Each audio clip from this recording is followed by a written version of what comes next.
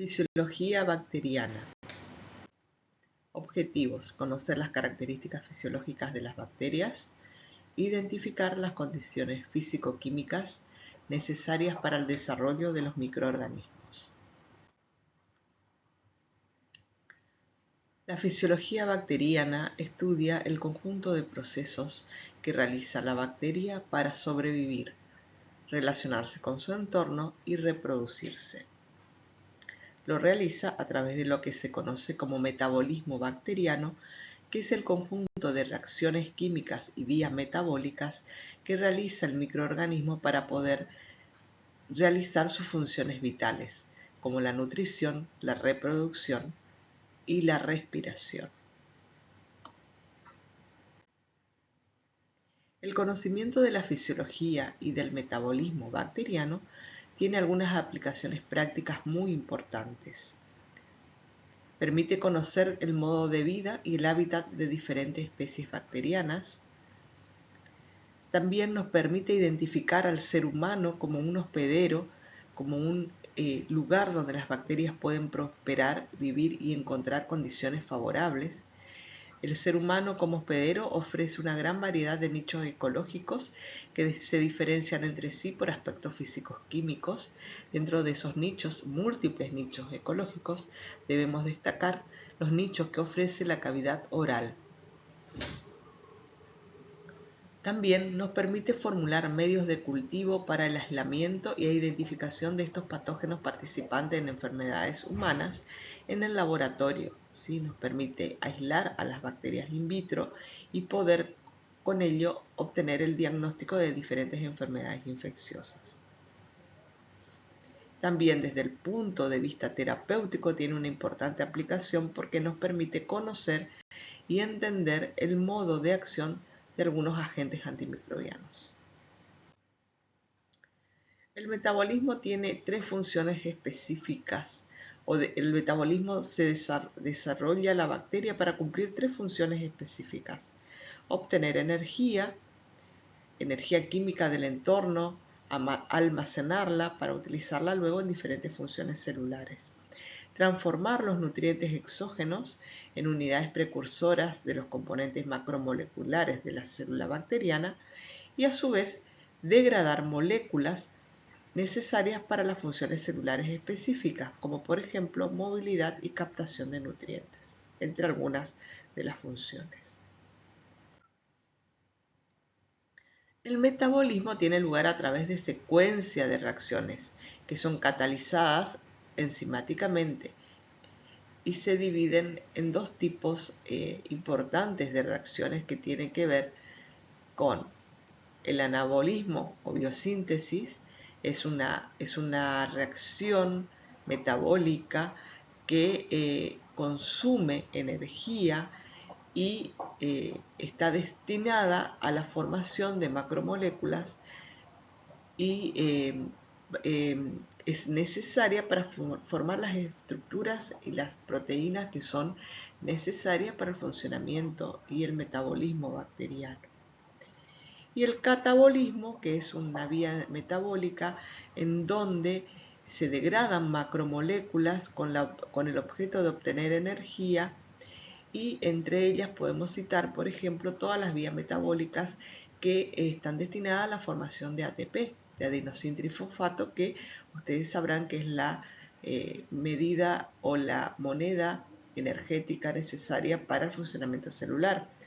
Entre ellas podemos citar a la glucólisis, el ciclo de Krebs, las vías fermentativas y una serie de vías metabólicas destinadas a degradar moléculas para obtener energía.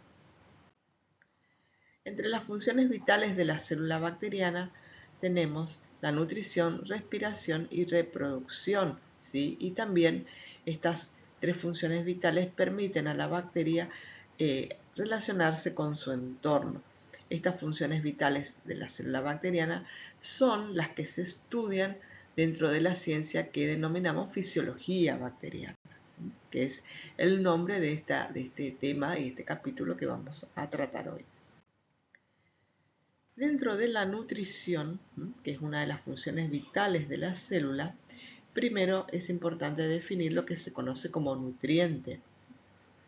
Un nutriente es una sustancia que se incorpora a un organismo, en este caso a una bacteria, para garantizar su supervivencia. Provee energía y elementos necesarios para realizar la síntesis de sus estructuras. ¿Qué quiere decir? Que los nutrientes pueden ingresar a la vía catabólica y generar energía, o ingresar a la vía anabólica y sintetizar estructuras y macromoléculas. Hay nutrientes que son nutrientes básicos necesarios para el crecimiento de cualquier célula bacteriana, y entre ellos es importante destacar que el agua, el dióxido de carbono como fuente de carbono para ser reducido u oxidado, como aceptor de electrones y reacciones de carboxilación, son necesarios para la supervivencia bacteriana. O sea, dentro de los nutrientes básicos necesarios para que la célula pueda vivir, tenemos el agua y el carbono. También, de acuerdo a su requerimiento o a los requerimientos que necesite la bacteria, tenemos nutrientes que lo podemos dividir en macronutrientes o micronutrientes. Macronutrientes relacionados a la cantidad de nutrientes de este tipo que necesita la bacteria. El carbono, hidrógeno, oxígeno, nitrógeno, fósforo, azufre, potasio y magnesio son macronutrientes. La célula no necesita en gran cantidad, porque muchos de ellos también, aparte de ingresar a las vías metabólicas de catabolismo o anabolismo, son necesarios para que se lleven a cabo reacciones enzimáticas, como el magnesio, por ejemplo, que es un importante cofactor enzimático, ¿sí? Ustedes saben que las enzimas son proteínas que llevan a cabo funciones de, como por ejemplo, hacer posible o facilitar el proceso de reacciones químicas. Las enzimas son necesarias para que las reacciones químicas ocurran en el metabolismo. Muchos de estos macronutrientes actúan como coenzimas, es decir, que ayudan a las enzimas a cumplir su función. Las enzimas son proteínas que son muy necesarias en el metabolismo. Sin ellas, las reacciones no podrían ocurrir como ocurren, o tardarían muchísimas horas en llevarse a cabo una reacción, ¿sí? Dentro de los micronutrientes, que son elementos que se necesitan en menor cantidad o en trazas, podemos citar al cobre, al cobalto, al zinc y al molibdeno. Después hay otro grupo de nutrientes que son los llamados factores de crecimiento, que también la célula bacteriana los necesita, porque las células bacterianas, son incapaces de generarlas por sí mismas, y son nutrientes que también necesita en cantidades de trazas y no en grandes cantidades. Y depende del género o la especie bacteriana, estos factores de crecimiento van a ser necesarios para distintas especies, ¿sí? Después vamos a ver, por ejemplo, que algunas vitaminas especiales son necesarias para el crecimiento de algunas especies bacterianas que son habitantes de la cavidad oral. Dentro de los factores de crecimiento tenemos los aminoácidos, vitaminas y bases nitrogenadas. El agua, habíamos dicho que es un nutriente básico, ¿sí? Un elemento básico necesario para que la vida de la bacteria sea posible. Las bacterias necesitan grandes cantidades de agua, requieren cierto grado de humedad para crecer, o sea, ningún microorganismo crece en ausencia de humedad.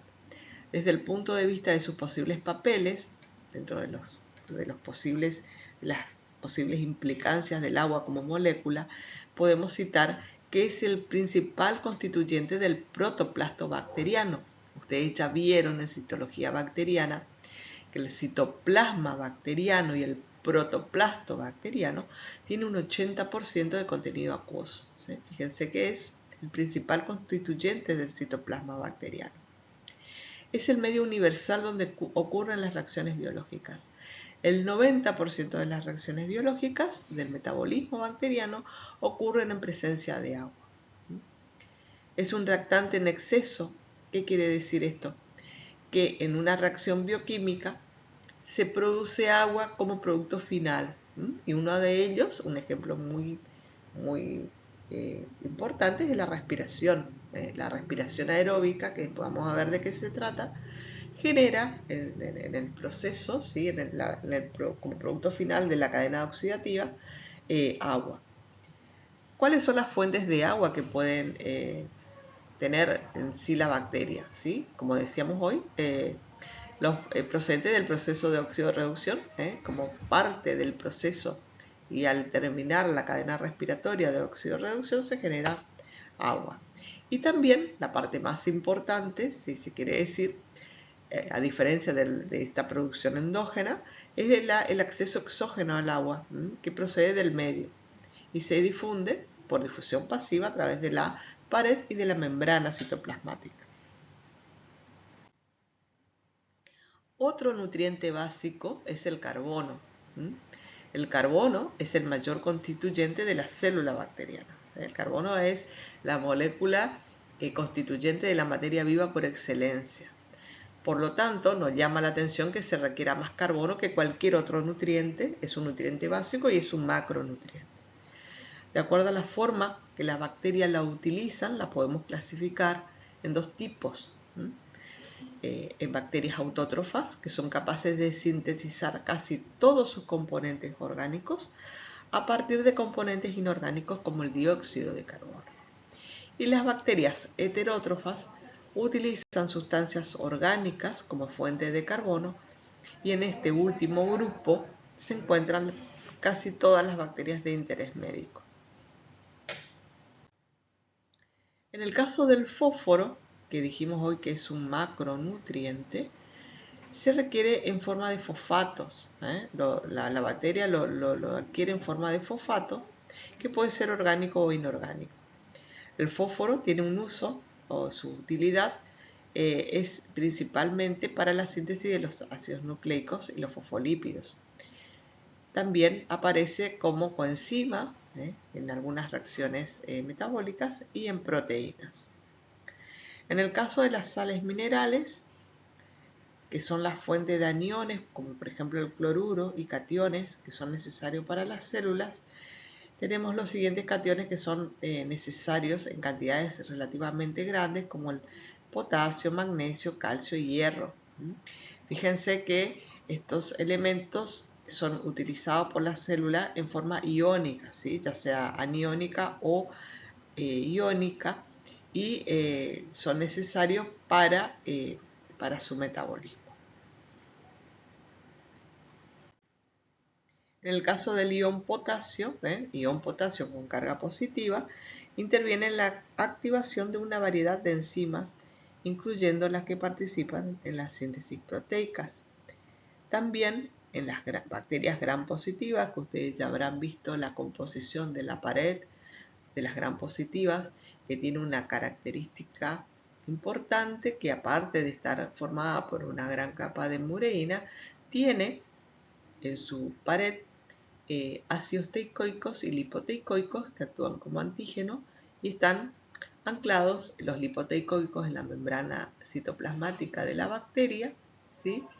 Y los teicoicos están anclados en la pared, y este anclaje está asociado a la presencia de los iones potasio. También el ion magnesio, con dos cargas positivas, es importante porque participa en la estabilización de los ribosomas de las membranas y los ácidos nucleicos. También es un cofactor importante en muchas reacciones, especialmente en las que implican transferencias de grupos fosfato, por ejemplo en las reacciones que requieren ATP. El magnesio puede unir la enzima al sustrato durante el mecanismo de acción de la primera. Participan en las clorofilas y bacterioclorofilas y en bacterias fotosintéticas principalmente. El ion calcio es otro ion importante, ¿sí?, para la vida bacteriana, porque es un cofactor importante en enzimas como las proteinasas. El hierro, fíjense que el hierro es utilizado por la bacteria, pero principalmente como ion ferroso, ¿sí?, con dos cargas positivas. Esa es la forma en que es utilizable para la bacteria. Generalmente las bacterias utilizan el hierro y lo toman del medio en el que están viviendo y proliferando. Y es un importante nutriente y un requerimiento importante en el caso de las bacterias orales, sobre todo las bacterias anaerobias estrictas que están relacionadas con la enfermedad periodontal. Y las bacterias disponen de una serie de moléculas que se llaman sideróforos, que son capaces de captar ese hierro en estado ferroso e introducirlo a la célula. Es un mecanismo que tienen las bacterias de captar el hierro del medio. El hierro participa en muchas moléculas implicadas en procesos de respiración, por ejemplo, como los citocromos y las ferroproteínas noémicas. Noémicas quiere decir que no están asociadas al grupo M. Y también interviene como cofactor de ciertas reacciones enzimáticas. O sea, es un cofactor importante para el funcionamiento de ciertas enzimas. Todo esto es importante que ustedes lo relacionen a lo que aprendieron, ¿sí?, en bioquímica. Todo lo relacionado a las enzimas, por qué las enzimas necesitan cofactor, todo lo que se han aprendido en bioquímica también es aplicable en el metabolismo y en la fisiología bacteriana. Fíjense que muchas de las rutas metabólicas que utilizan las bacterias, que después vamos a verlas más adelante, relacionadas sobre todo a bacterias que son generadoras de enfermedades en la cavidad oral, son reacciones metabólicas que también la realizan las células eucariotas, ¿sí? O sea que fíjense la importancia de traer y recuperar esos conocimientos previos que ustedes lo adquirieron el año pasado. También dijimos hoy, al nombrar los nutrientes, que hay nutrientes que son considerados factores de crecimiento. Los factores de crecimiento son moléculas orgánicas específicas que en muy pequeña cantidad algunas bacterias necesitan para crecer. Y dijimos bien hoy, al iniciar la exposición, que los factores de crecimiento son necesarios dependiendo del género y la especie bacteriana, que estos pueden variar de acuerdo a los requerimientos de los distintos géneros bacterianos. Salvo excepciones, no tienen una función plástica, ni sirven como fuente de energía. Suelen ser coenzimas o sus precursores, vitaminas que determinadas bacterias no pueden fabricar por sí mismas, porque carecen de parte o de toda esa ruta biosintética. Entonces son nutrientes que ellas no lo pueden sintetizar porque no tienen un complejo enzimático que les permita sintetizar estos factores de crecimiento. Y también, fíjense que acá dice, no tienen una función plástica, o sea, no sirven como fuente de energía.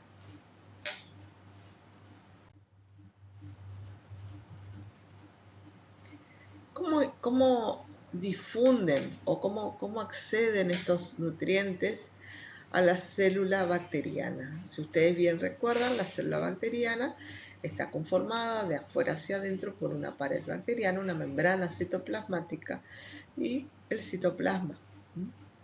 La pared bacteriana en sí misma es una estructura rígida que da protección a la bacteria, pero no tiene una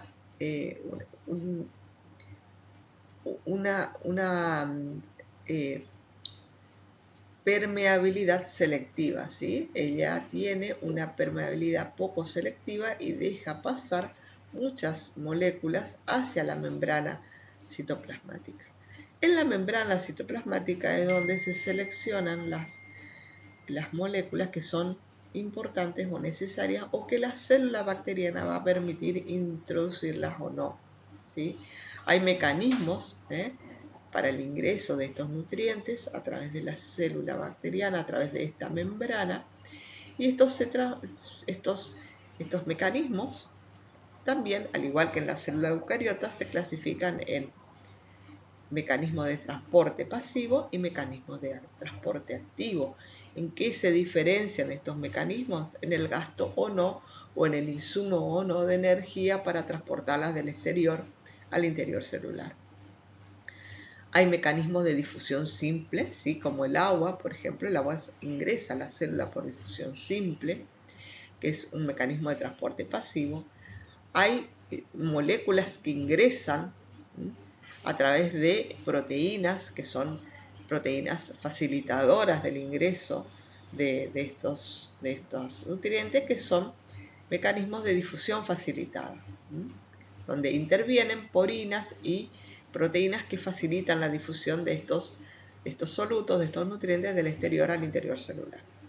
Y después hay otros mecanismos donde intervienen proteínas, pero ya necesitan un gasto energético para la translocación de estos nutrientes del exterior al interior, ¿sí? Ahí estamos hablando de proteínas que participan de lo que se conoce como transporte activo. Dentro de las condiciones o dentro de las condiciones sí necesarias para que un microorganismo prolifere y pueda vivir en un ambiente, ¿sí? O en un nicho, son, aparte de la presencia de nutrientes, necesarias también condiciones que son condiciones físico-químicas, que están relacionadas con condiciones como la presión osmótica, por ejemplo. Todos sabemos que la presión osmótica depende de la concentración de cloruro de sodio o azúcares en el medio externo que rodea a la bacteria o a la célula.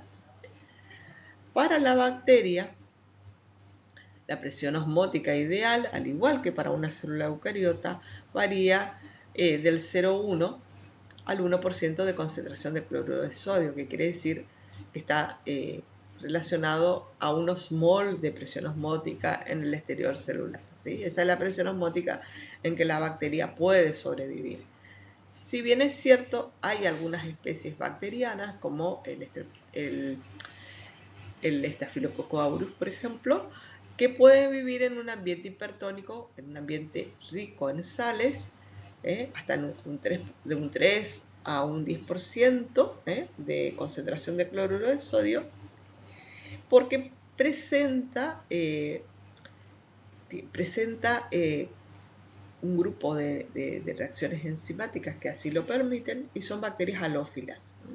Se conoce como bacterias halófilas estas bacterias que pueden vivir en un ambiente hipertónico. ¿Cuáles son las otras condiciones físico-químicas importantes para que las bacterias puedan vivir? El pH, la humedad, la temperatura y condiciones atmosféricas que están relacionadas con el potencial de oxidorreducción.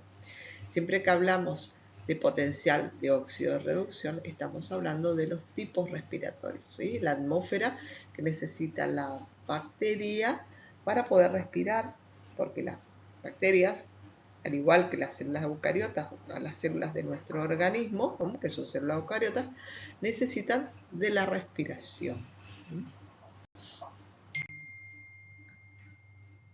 Dentro de los requerimientos físicos habíamos dicho que la temperatura es un requerimiento importante, ¿sí? ¿Por qué la temperatura es un requerimiento importante? Porque permite clasificar a las bacterias en 3 grupos de bacterias, en bacterias psicrófilas, mesófilas y termófilas. O sea que la temperatura de este nicho ecológico va a seleccionar qué bacteria va a poder crecer o no en él. Las bacterias psicrófilas pueden crecer a una temperatura de 5 a 20 grados. Por ejemplo, en los polos hay bacterias que crecen a temperaturas inferiores a los 20 grados. Sabemos que en nuestras heladeras también pueden crecer bacterias, por eso los alimentos pueden entrar en descomposición incluso en la heladera cuando ha pasado un cierto tiempo, ¿sí? En los poros hay géneros y especies bacterianas también que pueden crecer a temperaturas muy bajas.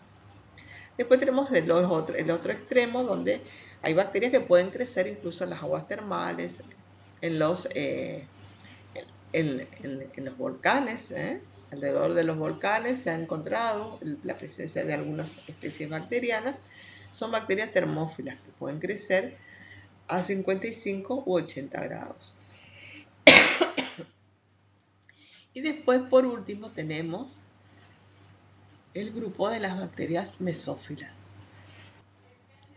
Por ejemplo, las bacterias mesófilas son las bacterias donde eh, están la gran mayoría, todas las bacterias de interés médico, odontológico, porque justamente son bacterias que crecen en un rango entre 20 y 40 grados, donde está comprendido el rango de temperatura en el que está el huésped humano. Entonces, dentro de estas bacterias van a estar todas las bacterias de interés oral, de interés clínico y de interés clínico oral, donde van a estar las bacterias que generan enfermedad en el ser humano. Otro factor físico importante es el potencial de hidrógeno o el pH. El pH es un factor importante porque regula funciones biológicas. Muchas reacciones químicas del metabolismo bacteriano van a funcionar o se van a generar o no de acuerdo al pH y a la concentración de hidrogeniones presentes en el medio. O sea, este puede ser un factor que puede activar reacciones bioquímicas o inhibirlas en función a si esa función bioquímica pueda realizarse o no en un medio con una concentración determinada de hidrogeniones. Dentro de esta clasificación tenemos a las bacterias acidófilas, neutrófilas y alcalófilas. Las bacterias acidófilas es un importante grupo de bacterias donde encontramos bacterias que están relacionadas con una enfermedad infecciosa de la cavidad oral muy importante para el odontólogo, que es la enfermedad de caries. Están los lactobacilos y Streptococcus mutans, sobrinus, que son bacterias acidófilas, son bacterias que son capaces de vivir y desarrollarse en ambientes con una alta concentración de hidrogeniones, es decir, a un pH bajo, un pH ácido. Después están las bacterias alcalófilas, entre ellas podemos citar al Vibrio cholera, que es una bacteria, es un bacilo que produce la enfermedad de cólera, que es una enfermedad muy prevalente en algunas zonas, en algunos países, y que prefiere una concentración de hidrogeniones más baja, prefiere pHs alcalinos y es una de sus condiciones para poder desarrollarse. Y dentro de las bacterias neutrófilas están el gran grupo de bacterias que se desarrollan a pH cercanos a la neutralidad, como la gran familia de los estreptococos, como ejemplo, que es una familia enorme, que prefieren pHs cercanos a la neutralidad entre 6,5 y 7,2. ¿Cómo podemos clasificar? Hoy dijimos que las bacterias se clasificaban de acuerdo a la utilización de la fuente de carbono. Las bacterias habíamos dicho que podían clasificarse en función a la utilización de la fuente de carbono en bacterias autótrofas o heterótrofas de acuerdo a la utilización de carbono orgánico o inorgánico. ¿sí? Las heterótrofas pueden utilizar dióxido de carbono y las organótrofas utilizan una fuente de carbono orgánica. ¿sí? Y según la fuente de energía, las bacterias que captan la luz o energía radiante se conocen como bacterias fotótrofas y cuando obtienen energía a través de reacciones químicas son bacterias quimiótrofas.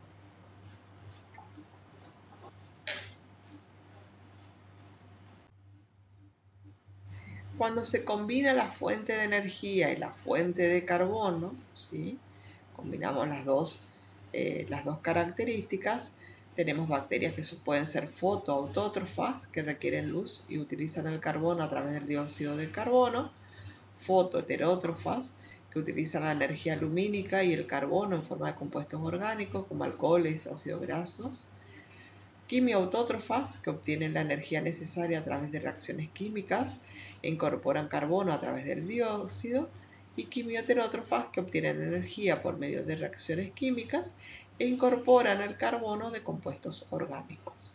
Esta es otra clasificación que combina la obtención del carbono y la obtención de fuente de energía. Ahora vamos a empezar con otra función vital de la bacteria. Terminamos con la función vital de la nutrición. Y vamos a ver qué es la respiración. ¿Qué significa la respiración? La respiración es un conjunto de procesos por los cuales las células degradan moléculas orgánicas para producir adenosíntrifosfato o ATP.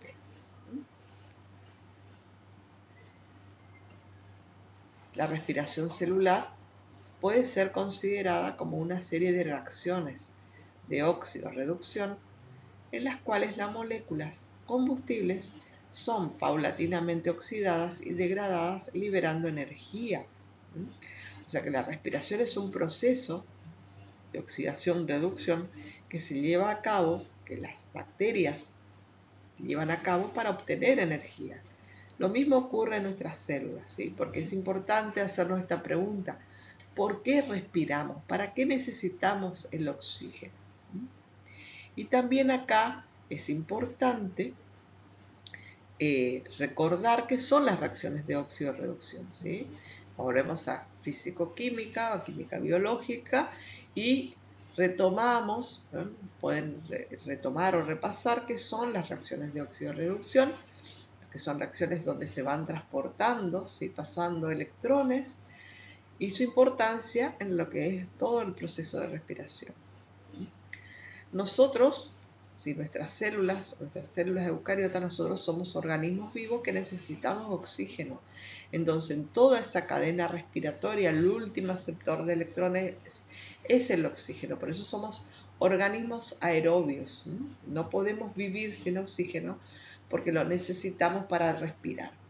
En el caso de las bacterias, esto no es tan así. Las bacterias desarrollaron otras vías respiratorias y vamos a ver que hay bacterias que respiran oxígeno y hay otras que no. La respiración puede ocurrir en distintos compartimentos celulares. Si ustedes recuerdan la estructura de la bacteria, van a ver que la bacteria tenía distintos compartimentos, uno de ellos es el citoplasma. Entonces el primer compartimiento donde ocurre la respiración celular y donde se empieza es en el citoplasma porque empieza con la glucólisis. La segunda etapa va a depender de la presencia o ausencia de oxígeno en el medio y va a depender del tipo respiratorio de la bacteria, como yo bien les decía, hay bacterias que respiran oxígeno y hay otras que no. En el caso de que la bacteria sea una bacteria aeróbica, la segunda etapa de esta respiración va a ocurrir en la membrana citoplasmática. Lo que ocurre durante la respiración aeróbica o anaeróbica es parecido a lo que pasa en una planta hidroeléctrica, donde la energía se obtiene porque el flujo de agua se convierte en energía mecánica y después en eléctrica. En la respiración ocurre algo similar. El flujo de electrones que se va traspasando en la reacción de oxidación-reducción se va a convertir en energía química útil para realizar las funciones celulares. Por eso es la comparación que se hace con la respiración y lo que se genera en una planta hidroeléctrica. Esto es para recordar, ¿sí?, lo que decíamos hoy, los compartimentos. Esta es una célula bacteriana, ¿sí?, que representa una célula bacteriana que es aeróbica, que es una célula capaz de respirar oxígeno. Fíjense cómo decíamos hoy que este complejo metabolismo, esta compleja conjunto de reacciones químicas ocurren en dos compartimientos importantes. Empieza en el citoplasma celular y termina en la membrana citoplasmática, porque en las bacterias aerobias todo el complejo de enzimas que están relacionadas con la respiración están ancladas en la membrana citoplasmática, ¿sí? Fíjense, recuerden que las bacterias son organismos unicelulares. ¿Qué significa eso? que en una sola célula se realizan todas las funciones vitales. Las bacterias aeróbicas obtienen el oxígeno a través de su membrana citoplasmática. El oxígeno difunde a través de la membrana citoplasmática y va a la cadena respiratoria, donde va a realizar o va a funcionar como último aceptor de electrones de la cadena respiratoria. Este mismo mecanismo, o mecanismo similar, en el caso de la célula eucariota, no ocurre en la membrana citoplasmática de la célula eucariota. Estoy haciendo una comparación para que ustedes puedan entender. En la célula eucariota esto ocurre en las mitocondrias, ¿sí? Pero recuerden que la célula bacteriana carece de mitocondrias. Entonces, todo este complejo enzimático está anclado en la membrana citoplasmática. Y acá tenemos un esquema, ¿sí? Un esquema que es muy representativo, donde me compara la respiración o cómo ocurre la respiración o en qué compartimento ocurre la respiración en los tres tipos celulares que conocemos. En la célula eucariota ocurre, como bien les decía, en la mitocondria, en la célula vegetal en los cloroplastos, y en las bacterias, acá le da el ejemplo de la Escherichia coli, que es un bacilo, una enterobacteria, ocurre en la membrana citoplasmática, ¿sí? Entonces eso es importante recordar. ¿Cómo se clasifican las bacterias de acuerdo a su respiración? De acuerdo a su respiración, habíamos dicho hoy que las bacterias pueden respirar oxígeno, ¿sí? Que son las bacterias aerobias. Y después hay un grupo de bacterias que pueden prescindir del oxígeno para vivir. Dentro de ese grupo de bacterias que pueden crecer en ausencia de oxígeno, tenemos distintos grados de anaerobiosidad, de grados de no requerimiento de oxígeno. Entonces, tenemos los anaerobios obligados, que son los anaerobios estrictos, también así lo van a encontrar en el libro, que crecen en ausencia de oxígeno, y es más, si hay oxígeno en el medio, el oxígeno les resulta tóxico e incluso letal en exposiciones breves. Esos son un grupo de anaerobias que viven en nichos ecológicos con ausencia de oxígeno. Y es importante, este grupo bacteriano es muy importante porque es uno de los grupos de bacterias que nosotros vamos a desarrollar, vamos a estudiar como las bacterias que están implicadas en la enfermedad periodontal, que habitan un nicho que se llama surco gingival, donde no hay oxígeno, el oxígeno no llega a ese nicho, y que ellas pueden crecer y vivir perfectamente. Y la exposición al oxígeno les es tóxico. Esto vamos a ver después, está muy relacionado con la carencia que tienen este grupo de bacterias de un sistema enzimático que le permite respirar oxígeno, ¿sí? Dentro de estos anaerobios, habíamos dicho que están los estrictos, hay otros que son anaerobios facultativos, que son capaces de crecer o no en presencia de oxígeno. Generalmente los anaerobios facultativos crecen mejor cuando no hay oxígeno, pero si hay oxígeno en el medio, lo mismo pueden crecer, aunque en forma más lenta. Después están los aerobios obligados, donde hay un gran grupo de bacterias, que incluso son las bacterias que habitan nuestra flora normal, que sí requieren oxígeno para su desarrollo y pueden respirar con oxígeno. Y hay un grupo grande de bacterias que no son ni anaerobias ni aerobias y se llaman microaerófilas, que crecen mejor con tensiones de oxígeno baja, de 3 al 5%, y si les gusta o les es favorable una concentración elevada de dióxido de carbono en su atmósfera respiratoria, y si hay concentraciones más elevadas de oxígeno, les es tóxico. Es un grupo especial de bacterias donde necesitan una tensión baja de oxígeno y una concentración alta de dióxido de carbono para poder desarrollarse. ¿De qué va a depender en realidad que una bacteria sea aerobia, anaerobia facultativa, microaerófila o aerobia? ¿Sí? ¿De qué dependerá? Esto va a depender, como les decía hoy, de que tengan o no enzimas que le permitan degradar los productos finales de la respiración, principalmente.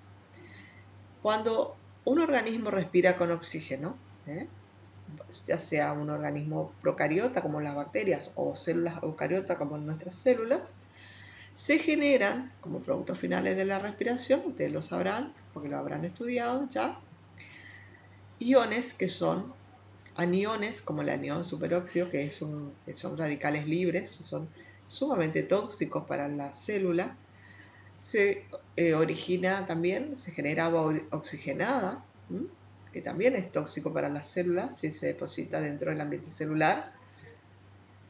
Y los radicales hidroxilo, que son sumamente inestables y también son tóxicos para las células. Entonces, tanto el anión superóxido, el agua oxigenada y los radicales libres son productos finales de la respiración tóxicos para las células. Todas las células aerobias disponen de una batería enzimática que les permite desligarse de estos productos tóxicos. ¿Sí? ¿Cuáles son estos mecanismos de detoxificación? La NADperoxidasa, la catalasa y la pseudocatalasa y la superoxidimustasa.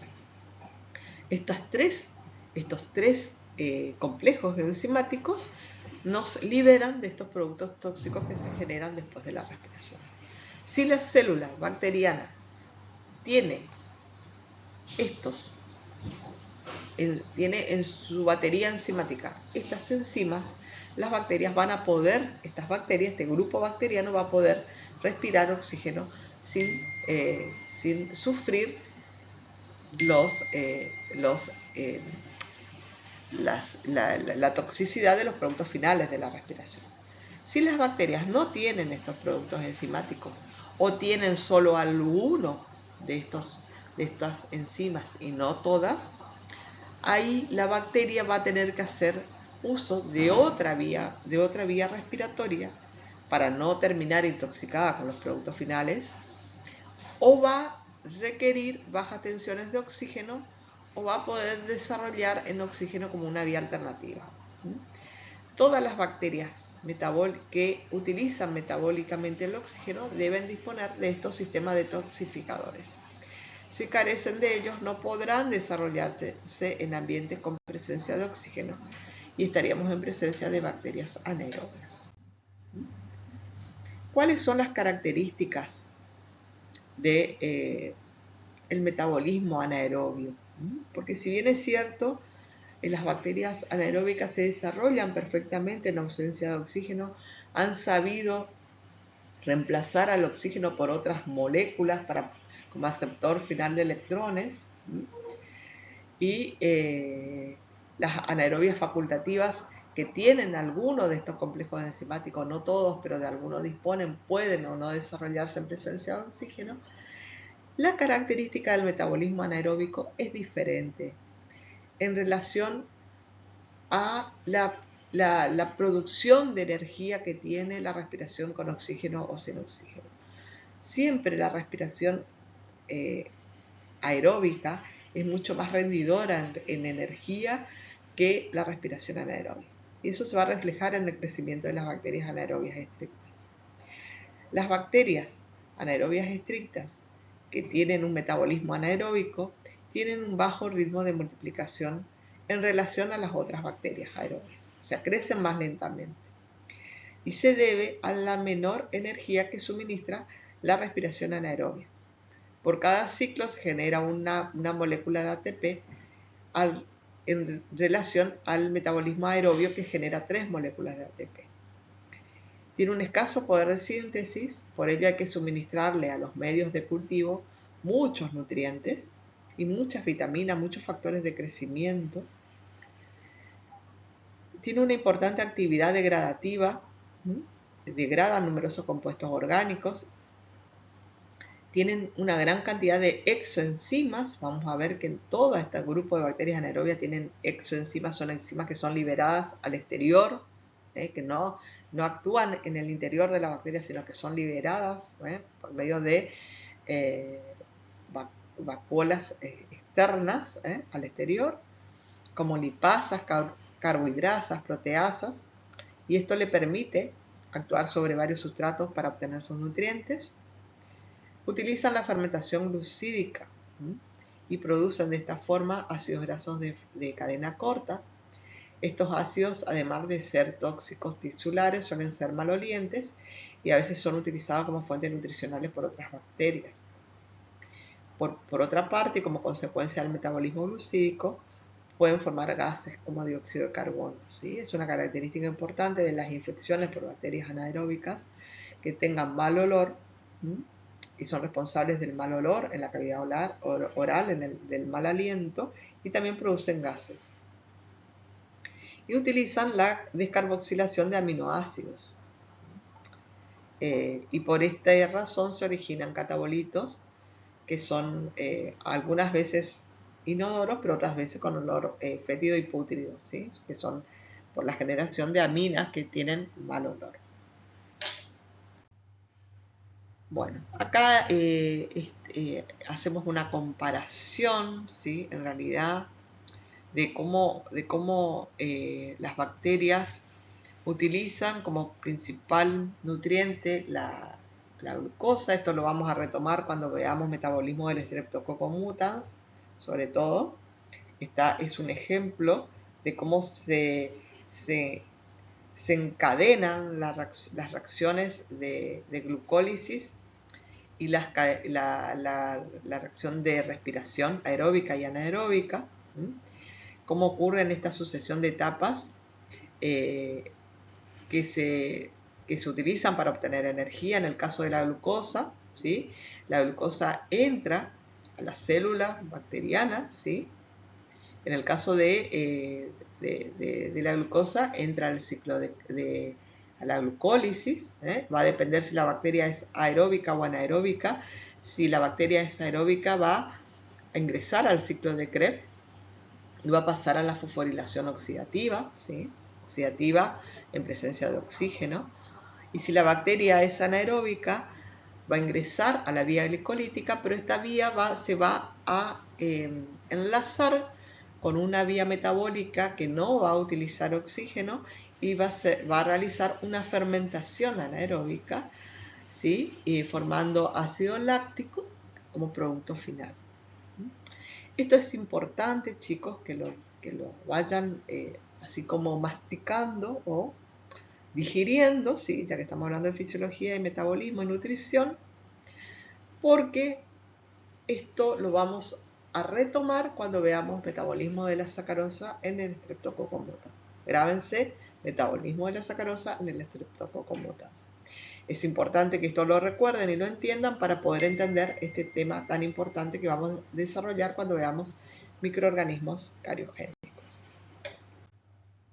Esto es lo mismo, es la misma comparación, ¿sí?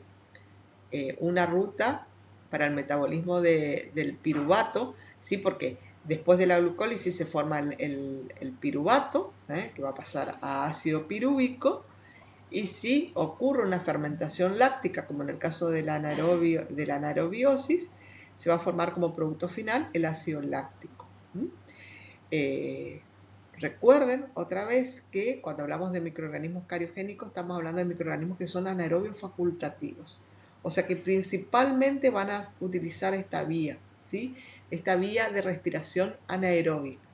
¿Está?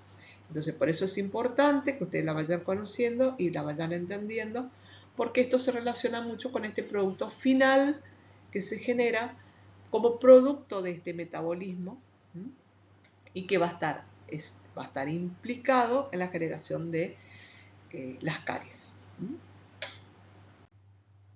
Este es un esquema que está extraído del libro de Marta Negroni, que es un esquema que nos muestra, ¿sí? Al Streptococcus mutans como célula procariota, como bacteria, cómo esta bacteria utiliza como vía metabólica principal la glucólisis. Su principal nutriente son los hidratos de carbono. Esa glucosa que ingresa a la célula bacteriana pasa a la glucólisis y luego se enlaza con una fermentación láctica. Como producto final se generan ácidos que son muy importantes a la hora de evaluar la presencia o no de una biopelícula cariogénica y a la generación o no de caries. Esto lo vamos a retomar cuando veamos metabolismo de la sacarosa. Por ahora es importante que ustedes manejen o vayan manejando los conceptos de respiración y metabolismo. Vamos a la última función vital. Vimos nutrición, respiración y ahora vamos a ver cómo se reproducen las bacterias. Como recordando, ¿sí?, lo que es citología bacteriana, recuerden que la bacteria dispone de un nucleoide, que no es un núcleo verdadero, es una hebra de ADN circular que no está rodeado por ninguna membrana nuclear, por lo cual no constituye un núcleo verdadero. Tiene un solo cromosoma, este ADN está compactado en un solo cromosoma, ni siquiera está compactado porque está disperso en el citoplasma, y se reproduce por fisión binaria. La información genética que está codificada en el DNA se expresa a través de la síntesis de ARN mensajero, que codifica la síntesis de proteínas. Este ADN en la reproducción, en la fisión binaria, se autoduplica, se inicia un tabique central en la célula por invaginación de la membrana plasmática y se acompaña de la síntesis de la pared. Tras la duplicación del ADN, está orquestada y dirigida por la ADN polimerasa, que es una enzima que traen codificadas las bacterias en su material genético. La ADN polimerasa se encuentra en los mesosomas, entonces orquesta esta duplicación de ADN y la bacteria crece hasta formar un tabique transversal que va a separar a las dos bacterias hijas. Acá tienen el esquemita, lo que estábamos explicando recién, cómo se inicia la fisión binaria. Se inicia con la duplicación del ADN. Después la membrana citoplasmática se alarga separando las dos moléculas de ADN. Se forma el tabique, se invagina, el muro, se forma el tabique completo hasta separarse en las dos células hijas. Estos son los pasos de la fisión binaria. ¿Cómo se controla el crecimiento de las bacterias? Esto es más para que ustedes sepan que esto es una característica importante de las bacterias. Cómo las bacterias realizan su crecimiento, cómo es la dinámica del crecimiento bacteriano. Y esto se estudia a través de lo que se conoce como curva de crecimiento y se hace en el laboratorio. En el laboratorio de microbiología se estudian la velocidad con que se desarrollan cada especie bacteriana. Por eso les decía hoy que una característica importante de las bacterias anaerobias estrictas es que esta curva de crecimiento, a diferencia de las bacterias aerobias, que llega la curva de crecimiento a una fase exponencial en 24-48 horas, para las bacterias anaerobias estrictas esto es mucho más prolongado y hay que esperar hasta una semana, 7 días, para que esa curva llegue a la fase exponencial de crecimiento.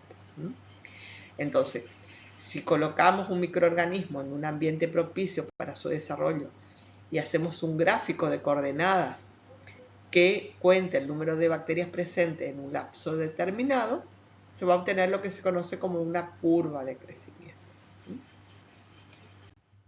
Es nada más para que ustedes lo sepan, que es importante para el estudio de las, incluso para predecir el comportamiento de los distintos géneros bacterianos, conocer esta curva de crecimiento, ¿sí?, que se realiza en el laboratorio y va a depender del metabolismo y de la respiración de este género de bacterias, ¿sí? Bueno, con esto terminamos este tema, que es muy importante. Como ustedes vieron, hicimos como un flash, como un pantallazo de todo lo que es la fisiología bacteriana, cuáles son sus funciones vitales, cómo la cumple, y esto lo van a profundizar en el taller y en el seminario de profundización que van a realizar con las profesoras. Muchas gracias.